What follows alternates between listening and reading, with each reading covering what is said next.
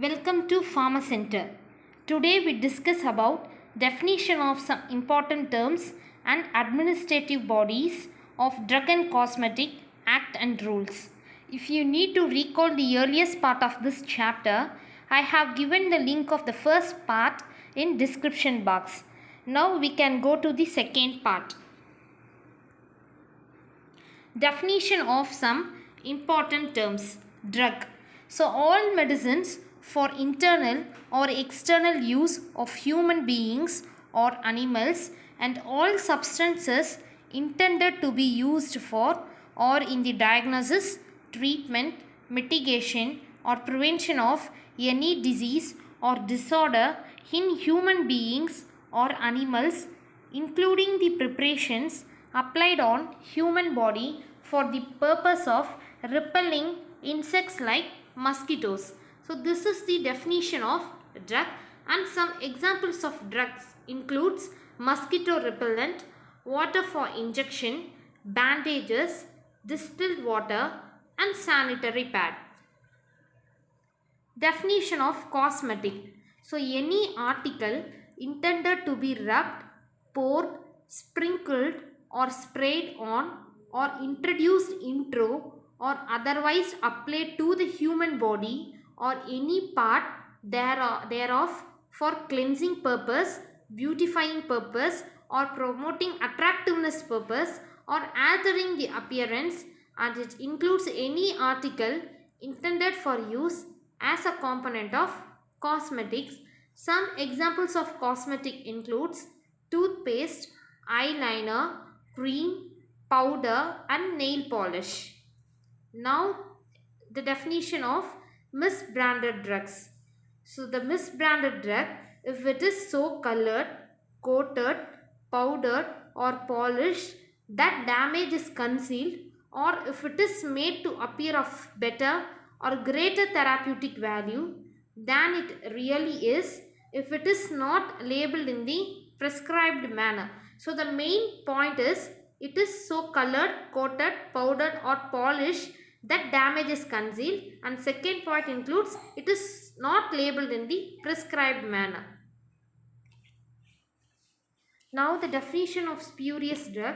It is imported under a name which belongs to another drug, and it imitation or a substitute for another drug, and the label or container contains the name of the another drug, and if it purports to be the product of a manufacturer of whom it is not truly a product. So this is the definition of a spurious drug.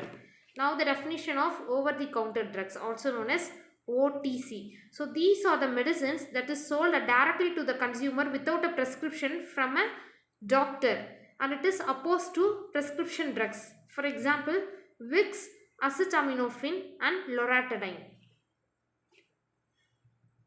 Now adulterated drugs. So adulterated drugs contains any decomposed substances, or it is prepared in insanitary conditions, or also packed or stored under insanitary condition, and which intake it causes injuries to our health. So it comes under adulterated drugs, and the container is composed of poisonous or deleterious substances, and it may render injurious to our health. So this is the definition of adulterated drugs. Now manufacture. Definition of manufacture. So in relation to any drug or cosmetic, it includes any process or part of the processes, and it is used for making, altering, ornamenting, finishing, packing, labeling, breaking up or otherwise treating or adopting any drug or cosmetic with a view to its sale or distribution. So it is a definition of manufacture. Now patent or proprietary medicine. So a drug which is a remedy or prescription presented in a form ready for internal or external administration of human beings that are not included in the edition of Indian Pharmacopoeia. So any drug which is used as a remedy and it is not included in the edition of Indian Pharmacopoeia, it is known as the patent or proprietary medicine. Now we are going to see the next topic, administration of the Act and Rules of Drugs and Cosmetic. There are three administrative bodies. First one is advisory bodies, second one analytical bodies, And third one, executive bodies. Advisory body consists of Drug Technical Advisory Board, also known as DTAB, and Drugs Consultative Committee, that is DCC. Analytical bodies, it consists Central Drugs Laboratory CDL, Drug Control Laboratory in state, and government analyzed. Executive bodies includes licensing authorities, controlling authorities, and drug inspectors. In advisory bodies, first one, Drug Technical Advisory Board, also known as DTAB. It is constituted by the central government and it consists of 18 members. First, ex officio member. There are 8 ex officio members and 5 nominated members and 5 elected members. So the function of Drug Technical Advisory Board is to advise the central and state government on technical matters arising out of the administration of this act and to carry out the other functions assigned to it by this act. So there are 8 members, ex officio members. Now we can see one by one. First one, Director General of Health Services. So he is a chairman of Drug Technical Advisory Board. Second one, Drug Control of India and Director of the Central Drug Laboratory, that is situated in Kolkata, and Director of the Central Research Institute, that is situated in Kasauli, and Director of the Central Drug Research Institute, it is located in Lucknow, and Director of the Indian Veterinary Research Institute, situated in Izatnagar, and the President of Medical Council of India and the President of a Pharmacy Council of India. These 8 members constitutes the ex officio members. Next, nominated members. There are 5 nominated members, 2 persons to be nominated by the central government from among persons who are in charge of drug control in the states of India, and 1 person from pharmaceutical industry nominated by the central government, and 2 government analysts nominated by the central government.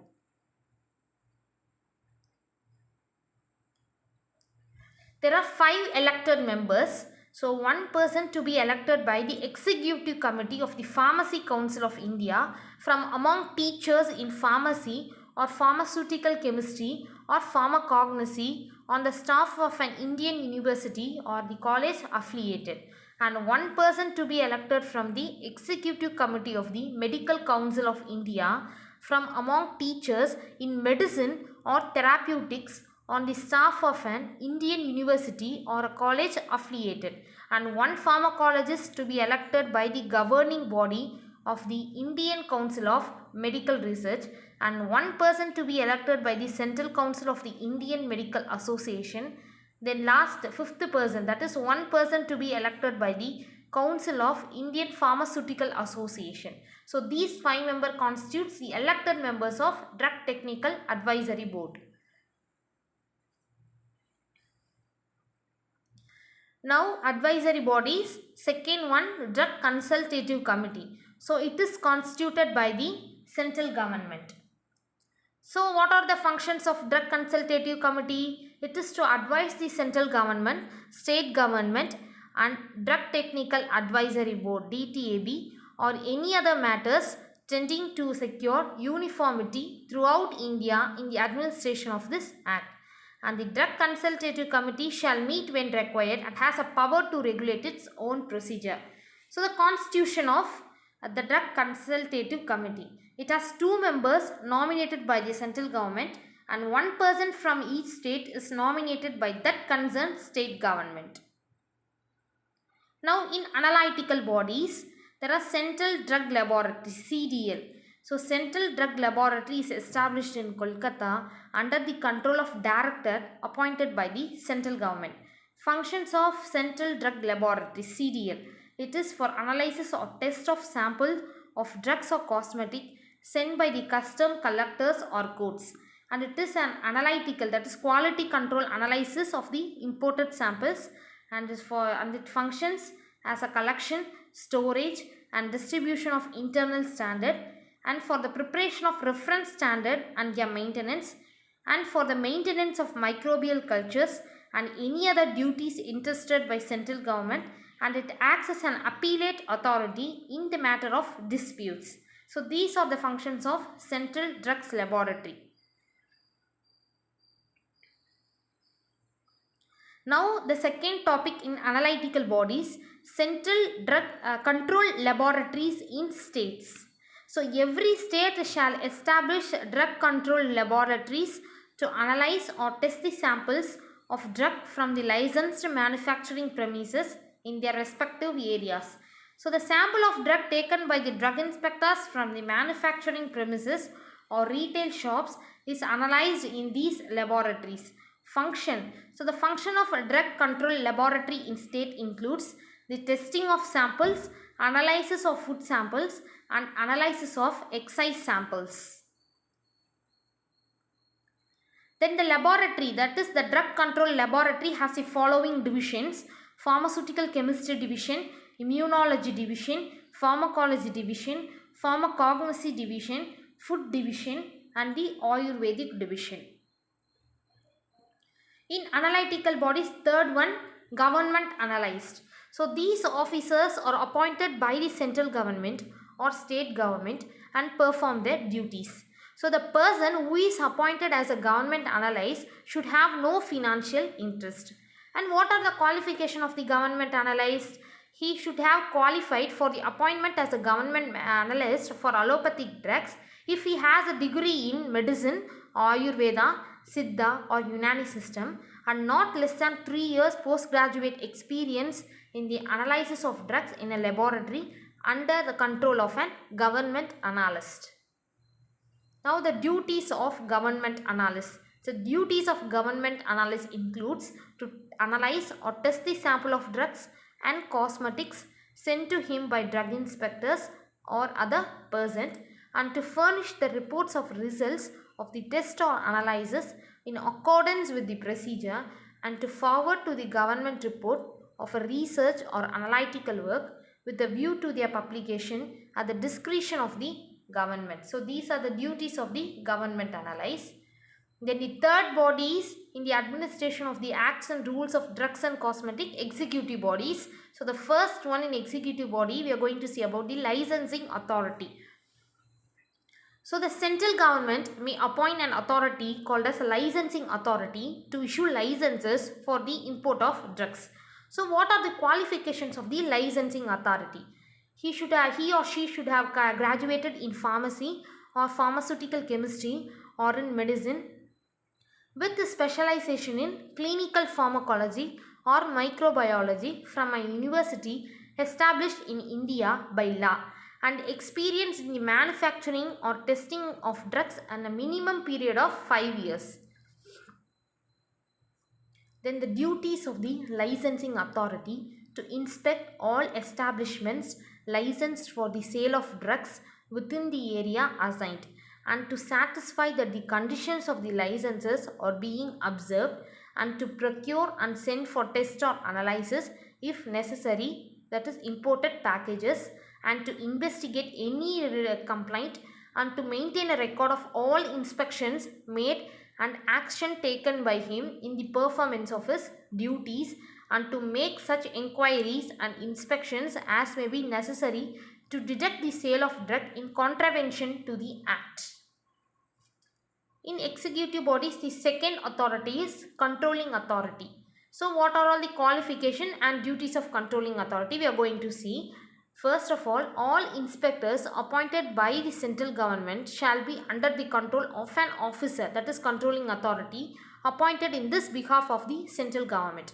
And all inspectors appointed by the state government shall be under the control of an officer appointed in this behalf of the state government. Now what are the qualifications of the controlling authority? He or she should have completed a graduate in pharmacy or pharmaceutical chemistry or in medicine with specialization in clinical pharmacology or microbiology from a university established in India by law, and he or she should have experience in the manufacture or testing of drugs or enforcement of the provisions of the act for a minimum period of 5 years. In the executive party's third one is a drug inspector. He is appointed by the central government and state government, and he should not have any financial interest in import, manufacture, distribution or sale of the drug or cosmetic. So what is the qualification? Should be a graduate in pharmacy or pharmaceutical chemistry or medicine with specialization in clinical pharmacology or microbiology from recognized university established in India. A person who has not less than 18 months experienced in the manufacture of at least one of the substances specified in Schedule C, and he should not have less than 18 months experience in testing any one of the substances in Schedule C, and who has not less than 3 years experience in inspection of films manufacturing at least one of the substances specified in Schedule C. So these are the qualifications of the drug inspector. And what is the power? He has a power to inspect and take samples of any drug or cosmetic. And what are the duties of drug inspector? It is to inspect at least twice a year all the premises licensed for sale of drug and cosmetic, and to check whether the conditions of the licenses are being observed or not, and to investigate any complaint made to him in writing, and to institute prosecutions in respect of breach of the act, and to maintain records and actions taken by him, and to submit the copies of such record to controlling authority, and to make inquiries and inspection regarding the sale of drug, the sale of which is for time being restricted, and to detain the imported packages if import of such drug or cosmetic is for the time being prohibited. Thank you. If you like this video, share and subscribe our channel.